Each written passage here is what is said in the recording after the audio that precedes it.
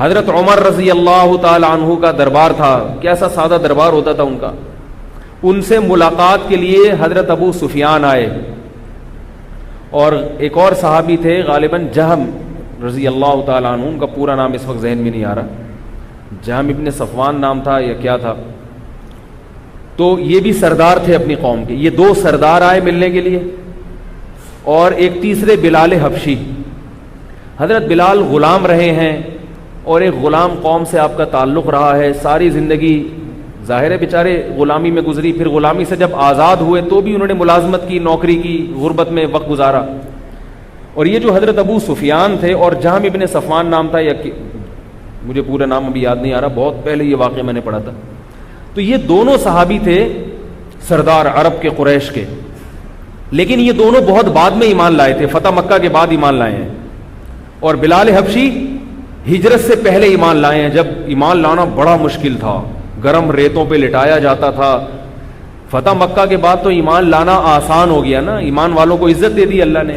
اب تو جو کافر ہے اس کی عزت نہیں تھی، ایمان والوں کی عزت تھی. تو حضرت بلال حبشی رضی اللہ تعالی عنہ بھی آئے، ابو سفیان بھی، اور تیسرے صحابی بھی. تو حضرت عمر رضی اللہ تعالی عنہ نے کہ خادم نے آ کے بتایا کہ 3 آدمی ملنے کے لیے آئے ہیں، یہ اور یہ. حضرت عمر نے سب سے پہلے بلال رضی اللہ عنہ کو بلایا. سب سے پہلے کس کو بلایا؟ تو حضرت ابو سفیان کو غصہ آیا. انہوں نے کہا کہ عجیب زمانہ آ گیا ہے کہ غلاموں کو سرداروں پہ ترجیح دی جا رہی. ہم عرب کے قریش کے اونچے لوگ ہیں، اور بلال غلام ہیں، وہ پہلے چلے گئے، ہم بعد میں، کیسا زمانہ. تو ان دوسرے صحابی نے حضرت سفیان سے کہا کہ اے ابو سفیان، جب اسلام کمزور تھا تو بلال نے محمد صلی اللہ علیہ وسلم کا ساتھ دیا، اور ہم نے محمد صلی اللہ علیہ وسلم کی مخالفت کی. اور جب اسلام کو اللہ نے عزت دی تو ہم محمد صلی اللہ علیہ وسلم کے اس وقت ساتھی بنے. اور بھی بہت ساری باتیں کی انہوں نے. تو کہا کہ اب یہ مت سوچو، یہ جو الفاظ ہیں نا یہ ہیں اصل سمجھنے کے. اب یہ دیکھو کہ دنیا میں اللہ نے بلال کو یہ ہم پہ عزت دے دی ہے، آخرت میں بھی ہوگی یہ، اور آخرت کی عزت دنیا سے بہت زیادہ ہے.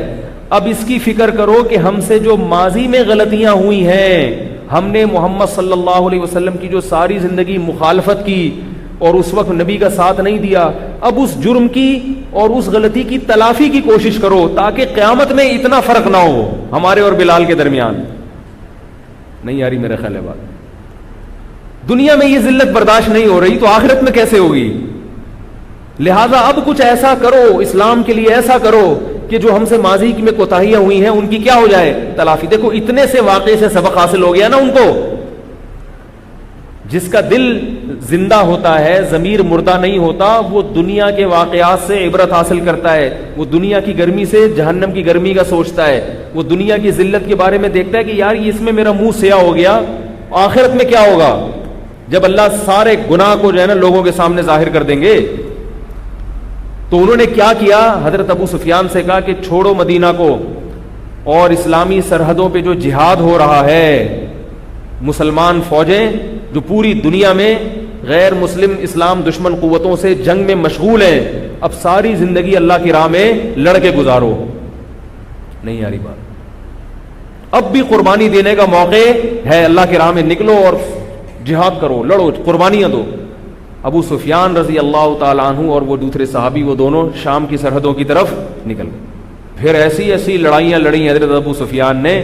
یہ بعض لوگ حضرت ابو سفیان پہ بڑا کیچڑ اچھالتے ہیں، رافضی لوگ ایسے طنز کرتے ہیں، اللہ کی پناہ، کہتے ہیں یہ تو حضرت معاویہ کے والد ہیں نا حضرت ابو سفیان، تو جن کو معاذ اللہ حضرت معاویہ سے چڑھے ان کو معاذ اللہ حضرت ابو سفیان سے بھی چڑھے. کہتے ہیں یہ تو دیر سے ایمان لائے تھے، یہ تو نبی کی مخالفت. بھائی ایمان لے آئے تو نبی نے ان کا ایمان قبول کر لیا کہ نہیں کر لیا؟ اور پھر انہوں نے توبہ کیسی کی ہے، پھر نکل گئے سرحدوں پر. پھر ایسی جنگوں میں حضرت ابو سفیان نے کارنامے کیے ہیں.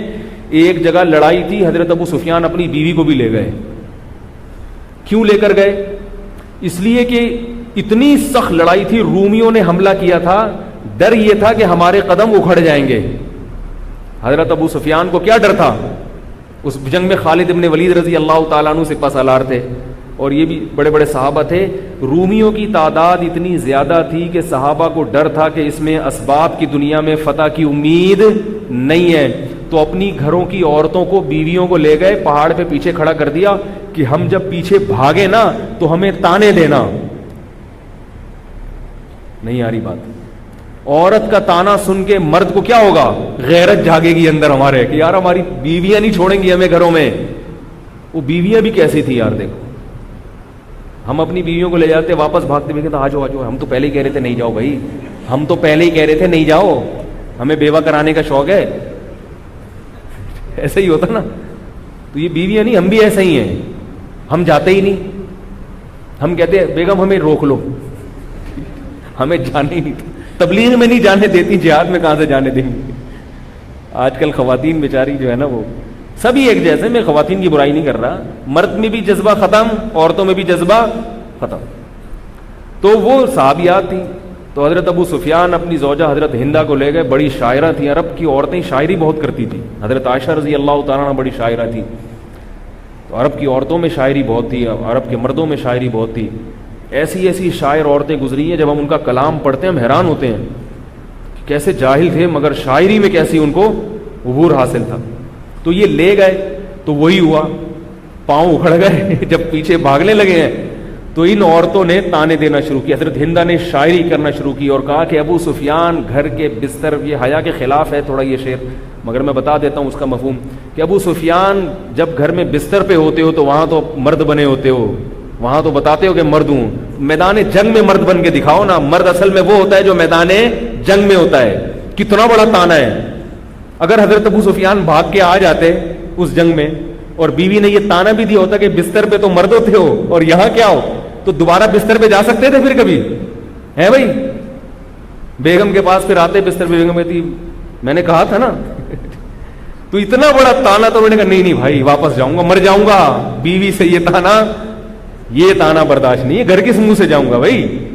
کیسے تانے دیے ان کی عورتوں نے. وہ واپس صحابہ نے پلٹا کھایا اور ایسا حملہ کیا کہ جنگ رومیوں کو مار کے بھگا دیا. کیونکہ جب انسان عزم کر لے کہ بھائی کٹ جائیں گے مر جائیں گے, ہٹنا ہی نہیں ہے, کیونکہ انہوں نے کہا گھر کیسے جائیں گے, بیوی بھی یہی ہے, کیا منہ دکھائیں گے اس کو, کوئی بات نہیں شہید ہو جاؤ, بیوہ کر دو اس کو, ایسے نہیں جاؤ واپس. تو وہی ہوا.